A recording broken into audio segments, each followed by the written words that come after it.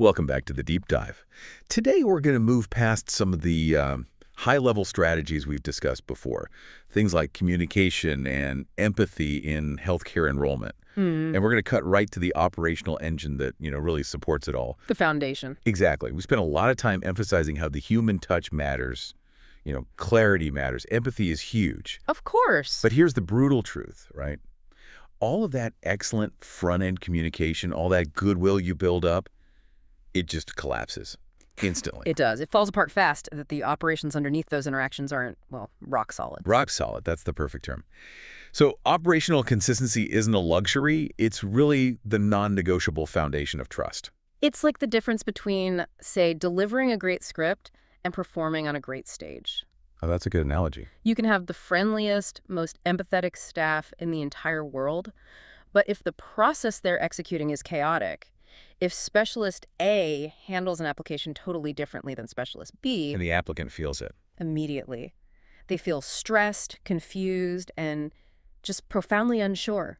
So today we're really looking at the practical application of stability. We're shifting the focus from what you say to how you operate. That's right. And our mission for this deep dive is to unpack 5 really practical, straightforward shifts. We're calling this the consistency factor. Right. And these don't require some multi-million-dollar system overhaul. These are operational steps that bring immediate predictability and, this is the crucial part, immediate confidence to the whole enrollment process. And these are things people can start on, next week. Exactly. As soon as next week with really minimal resources. And this is, I think, precisely where the greatest return on investment lies for any organization. For anyone listening who's looking for that quick, actionable knowledge, these 5 shifts are the fundamental nuggets you need for operational stability. And we said it already, but it's our core thesis, so it's worth repeating. Confidence in healthcare enrollment is directly tied to the predictability of the process. If an applicant knows what to expect and when to expect it, then the primary source of all their stress, that uncertainty, it just starts to dissipate. Okay, so let's unpack this. Let's jump right into the first shift. It sounds deceptively simple, but we know this is often the single biggest hurdle for a lot of organizations. We're kicking things off with tip number 1. Standardize before you optimize. Now, I can almost hear a collective groan from some of our more experienced listeners out there. Yeah, standardize sounds. It sounds so rudimentary, maybe even boring. But the reason we lead with this, the reason we really hammer it home, is because it is the non-negotiable foundation. Absolutely. If you skip this, or if you just assume it's done because, we mostly follow the same steps, then the other 4 tips we talk about today, they're just not going to deliver. They can't. It seems basic because in the frenzy of modern operations, it's the step that always gets skipped. Everyone wants the shiny new thing. Teams are pressured to move faster. They want to automate. They want to adopt the latest workflow software. But they jump straight to optimization. And the very definition of optimization is improving an existing defined structure. Right. It has to exist first. It has to exist. And if that structure only lives as tribal knowledge, if the process is entirely in people's heads, you don't have a structure to improve. You just have institutional memory spread across a dozen people. And that's what we call the problem of implicit process, isn't it? That's exactly it. You try to build technology or speed on top of that, and you're not improving anything. No, you're just making the chaos faster. We see this all the time. Organizations whose teams are, desperately trying to get better results. Faster turnaround, happier applicants. Fewer errors, all of it. But when you ask them to actually map the enrollment journey, there's nothing. Nothing is documented. The staff knows the path, sure, but they know it implicitly, through repetition and their own experience. We saw an example recently. It was 2 different enrollment offices, and they defined the moment an application received status was triggered differently. Oh, that's a classic one. For one, it was the moment the final document was uploaded to the portal. For the other, it was when a coordinator manually assigned a case number. And that tiny, undocumented difference led to 6-figure data discrepancies when they were reporting on their cycle time metrics. Just massive problems from a simple lack of definition. And the consequences of that kind of variability, they're so far-reaching, they directly affect confidence. Because specialist A handles the task one way based on something they were told once. And specialist B handles it another way based on a shortcut they figured out. Right. So every single applicant gets a subtly different experience. And that variability, that's what creates the sense of chaos for them. We said it before, unpredictability is the enemy of confidence. It is. If the process shifts depending on who answers the phone or which department gets the file, the applicant just doesn't trust the system. And then they start to micromanage their own enrollment, right? Yeah. They're calling constantly for status checks. Exactly. Thinking, did I submit the right format? Did they process it yet? Should I have called the other number? They feel like they're fighting the process, not collaborating with it. So the simple shift here, the solution to this, is actually really straightforward. It just takes discipline. Just make it explicit. Just write it down. That's it. Write it down. And we are not talking about some 300-page regulatory manual that no one's ever going to read. Please no. No. The source material really emphasizes the power of a simple one-page outline of the enrollment steps. This is like the minimum viable product of standardization. It just needs to exist, and everyone involved has to agree on it. And the dual benefit of doing this, of having this one-pager, is just immense. It hits both internal friction and that external uncertainty. Right. Internally, it just eliminates so much confusion for the team. Everyone is literally on the same page for the first time. You're defining the exact entry and exit criteria for every single stage. And then for the applicants, externally, it provides that crucial transparency. You can even share a high-level version of it with them, so they know what stage they're in and what's coming next. And this clarity, this is what allows you to successfully avoid that optimization trap we talked about. We have to come back to the sequence. Standardize first. Yeah. You define the path. You get the team aligned to follow it identically. Only then should you try to optimize. Adding tools, layering in automation, trying to speed things up. Because if you skip the standardization part, You're not automating efficiency. You're just automating the implicit chaos. You're making it faster and a whole lot harder to untangle later on. And that's a huge operational cost down the line. that's interesting because you do see resistance to this, especially from, experienced staff who feel like their autonomy is being taken away. Oh, for sure. They feel like, I know the best way to handle this. Yeah. And being forced into a documented path feels, I don't know, bureaucratic to them. How do you navigate that? That's an excellent point, and it's where this gets really practical. The key is to involve those experienced staff in the creation of the one-page standard. So you're not just handing it down from on high. No, absolutely not. You're not dictating the process. You are harvesting the best practices that are already in use. You're documenting the most effective path that your experts have already figured out. Ah, I see. So it becomes about codifying their expertise. Exactly. Standardization isn't about bureaucracy. It's about codifying excellence so that every single applicant gets the expert experience, not just the specialist A experience. And once they see the errors go down and the throughput go up, that resistance, it usually fades pretty quickly. Standardization allows excellence to scale. Okay, so if tip 1 gave us the map, then tip 2 is all about assigning the driver. Right. We're signaling the transition now to the second foundational shift in the consistency factor, which is tip number 2. Clear ownership makes everything smoother. This is such a classic, persistent organizational failure point. You see it everywhere, but especially in these complex, multi-step processes like healthcare enrollment that have so many handoffs between different roles and departments. It's the perfect embodiment of what we call the accountability void. Void. Just think about this scenario. Everyone's seen it. An important document or a critical verification request just falls through the cracks. Yep. It was something that required a handover between, say, the initial intake coordinator and the eligibility verification team. Who owned that specific moment of handover? And in the absence of clarity, the answer is always something vague like the system or everybody. Which operationally means nobody. Nobody. And we have to stress, this failure almost never happens because people are lazy or don't care. They were working hard. Absolutely. But because ownership was ambiguous, the task just sat there in a gray area, waiting for the next person to notice it or waiting for some signal that was never clearly defined in the first place. And enrollment is, as you said, just a minefield of moving pieces. You've got front office staff, enrollment specialists, verification teams, finance teams. External partners, vendors. A single file might need 10 hands to touch it. And every time there's a handover, that gray area becomes a delay multiplier. Delays are the inevitable result. Inevitable. Staff members waste so much time waiting on each other. They're not sure if they should proactively chase the next step or just patiently wait for the other team to do something. So the task stalls, sometimes for days. And the applicant, who is just sitting there in silent anxiety, eventually calls for an update, only to find out their file has been stagnant. waiting for a signature or a file transfer that no one explicitly owned. And boom, confidence just drops off a cliff. The system looks disorganized and passive. So if tip 1 was defining the path, tip 2 is defining the commitment to walk that path. So the simple shift is an enforceable policy. For every single granular step in that process we standardized, in tip 1, you have to assign exactly one owner. Exactly one. Now, to take this conversation a little deeper, we should probably talk about the technical side of ownership.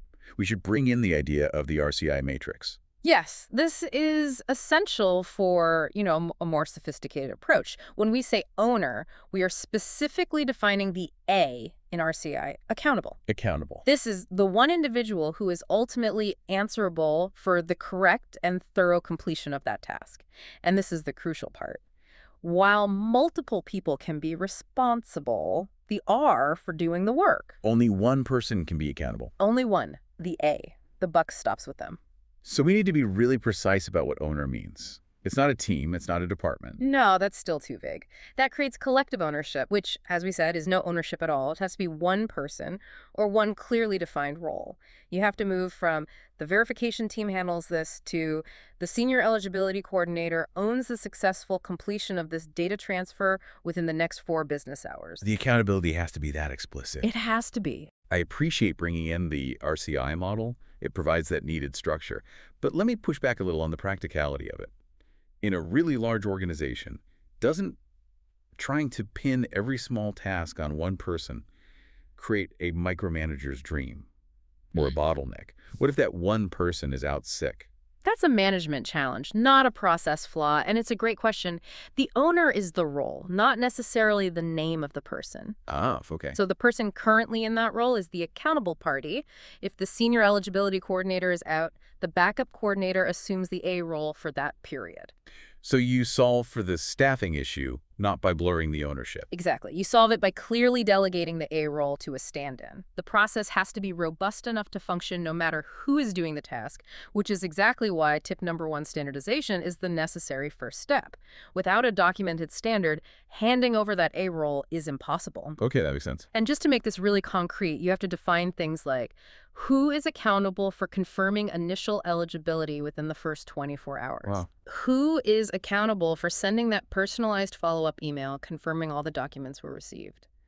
Who is accountable for contacting the insurance provider to finalize the start date? If those aren't defined down to the role level, that gray area and those delays will just continue to plague your operation. It seems like this small organizational change, just assigning these explicit A roles, has these massive benefits. Oh, huge. It has to dramatically reduce staff stress, right? People aren't wasting time emailing 2 different departments wondering who's up next. They know exactly who is next in the chain, and that clarity forces things to move. For the applicant, the experience is so much smoother because those unnecessary internal bottlenecks just disappear, which translates directly to a faster, more predictable timeline. When roles are known, things just move. It's an operational law. All right, so we've defined the map and we've assigned the drivers. Let's pivot now to the interaction points between the team and the applicant. Okay. This brings us to tip number 3. Use templates to keep communication consistent. Templates. Always a fun topic. Right. As we mentioned, templates often get a really bad rap. We hear the skepticism all the time. They're too rigid. They make us sound impersonal. Or, my favorite, my staff are excellent writers. They don't need a script. I've heard that one a few times. But we need to argue pretty passionately, I think, for why in the high-stakes world of healthcare enrollment, where clarity and accuracy are everything, templates are, without question, absolute lifesavers. The skepticism is understandable. Poorly designed templates are robotic and unhelpful. But the goal here isn't to maximize emotional flair, it's to maximize consistency, compliance, and accuracy when everyone is under immense pressure. So we have to overcome that skepticism by focusing on the operational protection they offer. Exactly. Forget about the perceived lack of stylistic originality for a moment. Think about the tension between communication consistency versus chaos. Right. When your staff is experiencing high workloads, they're rushing, they're stressed, they're facing end-of-quarter deadlines, or just dealing with one really complex application, clarity suffers dramatically. The risk of human error just skyrockets. It does. Even your most articulate, your best team member will accidentally leave out a crucial document attachment, Or they'll explain the timeline for an appeal process just slightly differently than they did yesterday. And that slight difference is where the danger is. The explanation an applicant gets should never depend on the enrollment specialist's mood or how distracted they are that morning. No. If Specialist A explains the requirement for document X as part of Step 3, and Specialist B explains that same document is needed for Step 4, the applicant is instantly confused. They think they heard it wrong or that the system is just arbitrary. And beyond the confusion, there's a real regulatory risk there, isn't there? Huge. If an official explanation of a benefit or a requirement is legally incomplete or inconsistent, the organization opens itself up to significant liability. Templates are your ultimate compliance safeguard. So templates are the shield against that chaos. They are. They ensure consistency on a massive scale. Every single applicant gets the same accurate, compliant, friendly, step-by-step guidance, even on the busiest, most chaotic days. Which protects the team by reducing clarification questions. And it protects the applicants from critical miscommunication, which is a massive source of delays and, as you said, potential compliance pitfalls. They also seem like they would enhance speed without sacrificing quality. For sure.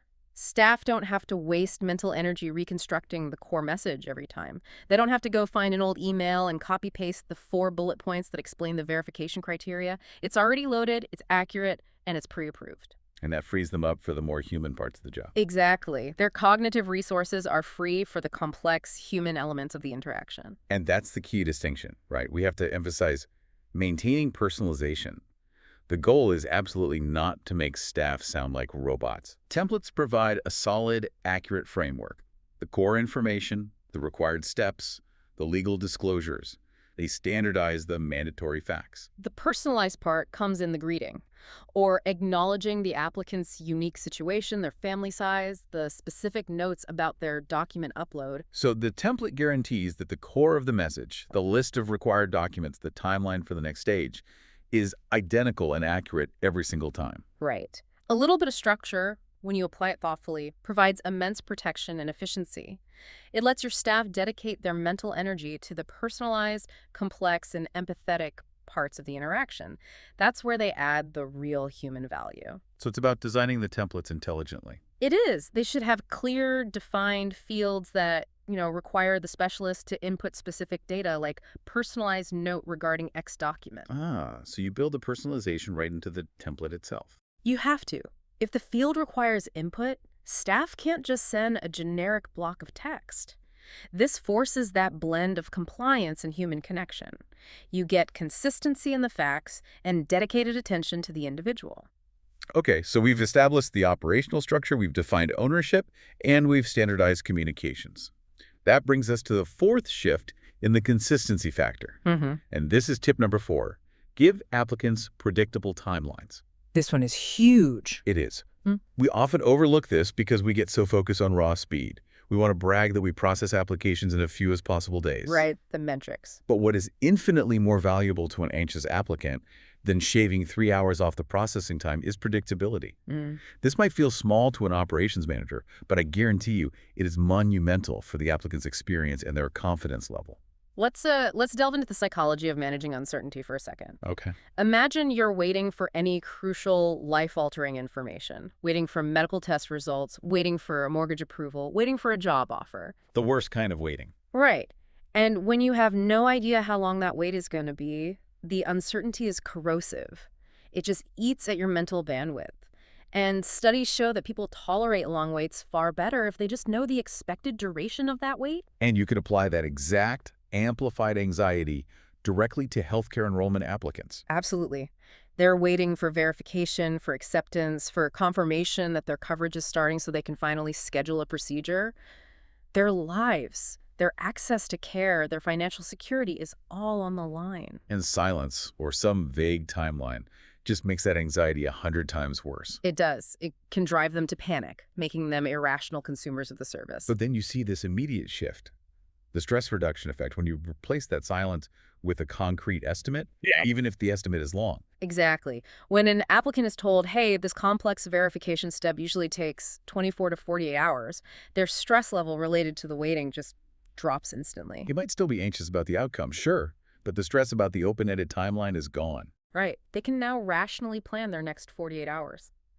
This predictability manages their expectations, which dramatically reduces the number of premature calls and emails your team has to field. But let's look beyond that external benefit. What are the internal consequences of setting these timelines? This is where it gets really powerful internally. The source material emphasizes moving beyond just abstract promises and having real internal SLAs, service level agreements. And these have to be based on measurable data, not just aspirational targets. That's the key. This is where you have to start doing some cycle time analysis. Hmm. You can't promise 48 hours externally if your internal team routinely takes 60 hours. So you have to measure first. You have to measure. To build accurate, predictable external timelines, the organization has to technically measure and report on its internal processing times. You track the average and the maximum duration for step 1, step 2, step 3, the cycle time for each stage. Okay, so if the team realizes that eligibility confirmation takes, on average, 42 hours, they can then confidently publish an external timeline of 48 to 60 hours. Right. And that transparency then provides the internal accountability. If the team agrees that step 4 will be completed within 48 hours, that deadline becomes a real commitment. So that keeps the team aligned. And when you combine it with tip 2, with clear ownership, it forces staff to prioritize their workload. It's a powerful lever for operational discipline. They know exactly which files are about to breach their SLA window and have to be addressed immediately. And this all feeds directly into what you call the confidence cycle. It does. Predictability builds trust. When you use real cycle time data to set a 60-hour expectation and you deliver that update at hour 58, trust is earned.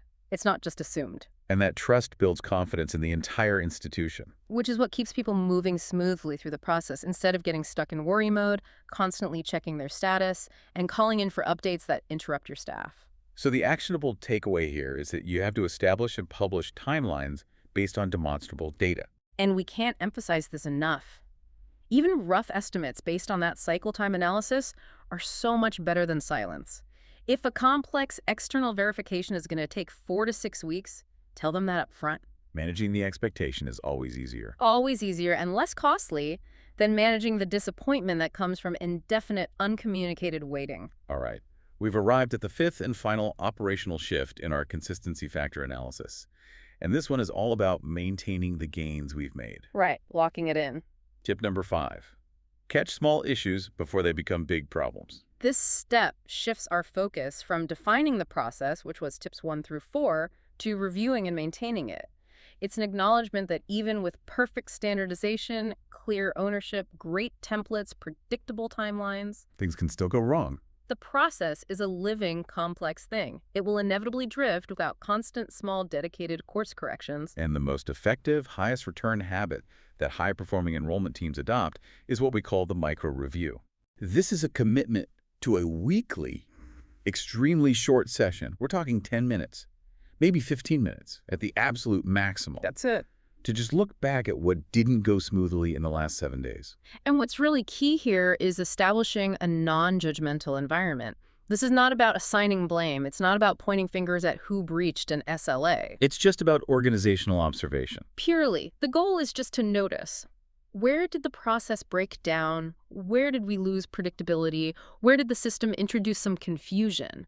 And for this to be effective, you need some structure on what you're actually reviewing in that short time. Right. You have to look at specific data points, small issues that are not failures, but signals. They're an early warning system that tells you there's friction in your consistent process. So what are some of those signals? What are teams looking at in that 10-minute session? High-performing teams will typically review things like the last 10 escalated calls that needed a manager to step in, or the files that breached that 48-hour SLA time we just talked about, the top 3 reasons applicants gave for needing to call the status line, or any communication template that staff felt they had to heavily rewrite or clarify before they sent it out. That's the power of that early warning system. Let's take a concrete example. Maybe an email template from tip 3 confused 5 people this week, so they all called for clarification. That's a signal. It tells you the language needs to be adjusted right now. Or maybe that step 4 verification took 72 hours instead of the promised 48 on 3 different files. That signals a bottleneck with internal accountability from tip 2. And you need to address it with the A owner. Or maybe 2 different departments used 2 different standardized protocols from tip 1, which caused a minor handover delay. You document it, you correct it. And here's the critical difference that really justifies spending time on this every week. The power of early intervention. Yes. Small inconsistencies, when you catch them early in that 10-minute review, are incredibly easy and low cost to fix. You adjust a paragraph in a template, you remind a coordinator of the SLA, you spend 2 minutes clarifying handover instructions on the one-page outline. But if you ignore them, If you skip the micro-review because you're too busy, they compound. That slightly confusing email gets sent 500 times, generating hundreds of unnecessary calls that grind the whole system to a halt. that small delay in verification becomes routine, and it erodes the trust you built with your timeline. Exactly. They turn into systemic problems. They steadily erode confidence over time, and eventually they force you into a massive, expensive emergency overhaul later on. So the key is to build this habit into the workflow. The micro-review has to be normalized and safe for people to point out flaws without any fear of retribution. It's about process health, not personnel performance. Right. You're just using the insights from that review to keep the entire system healthy and improving over time. And that iterative, continuous approach is how true, reliable confidence is built. It's not about finding one single massive error. It's about acknowledging and fixing the microfractures before they become system-wide structural problems that applicants can sense immediately. That was a crucial deep dive into operational stability. Let's do a quick recap of the 5 simple shifts we unpacked today. Our consistency factor analysis. Let's do it. Okay, number 1. Standardize before you optimize. Define the exact process on paper before you even think about trying to add speed or new tech. Automate excellence, not chaos. Perfect. Number 2. Assign clear ownership. Use a mechanism like the RACI matrix to assign one accountable role, the A, for every single step to eliminate that accountability void. And prevent those internal delays. Number 3. Use templates to keep communication consistent. These protect compliance, they guarantee clarity, especially when your staff is under stress, but they still allow room for personalization. Number 4, give applicants predictable timelines. Use your internal cycle time analysis to provide accurate external SLAs. Predictability is more valuable than speed. It reduces applicant anxiety and it boosts internal discipline. And finally, number 5, catch small issues before they become big problems through that weekly, non-judgmental micro-review. Use those friction points as an early warning system. And the final synthesis here is, I think, really crucial for anyone listening. The core message is one of empowerment. You do not need massive budgets or new software or a complete system overhaul to implement the consistency factor. Yeah. The path to improvement is immediate implementation. Just look at your team right now and choose the one area that's causing the most friction or the most confusion. Is it the templates? Is it that ambiguous ownership of handoffs? Is it just the total lack of a written process? Start there. Focus only on implementing that one tip next week, and you will immediately see a measurable reduction in friction. It's the difference between aspiration and execution, isn't it? Consistency, not perfection, is the goal. Exactly. And that brings us to the concluding insight. Confidence in healthcare enrollment is not built by one perfect interaction or one big celebratory moment where you hit a speed milestone. Yeah. It is built through predictable, reliable, consistent experiences over time. The applicant gains confidence when they realize they can trust the process itself, not just the individual they happen to be speaking to. So here's the final provocative thought we want to leave you with. Something for you to explore as you look at your own operations. If you were an applicant viewing your process, knowing what you now know about operational friction, which of these 5 areas, standardization, ownership, templates, timelines, or issue detection, would feel the most unpredictable to you and why? That point of maximum unpredictability is precisely where you should start the consistency work. Focus your efforts there next week.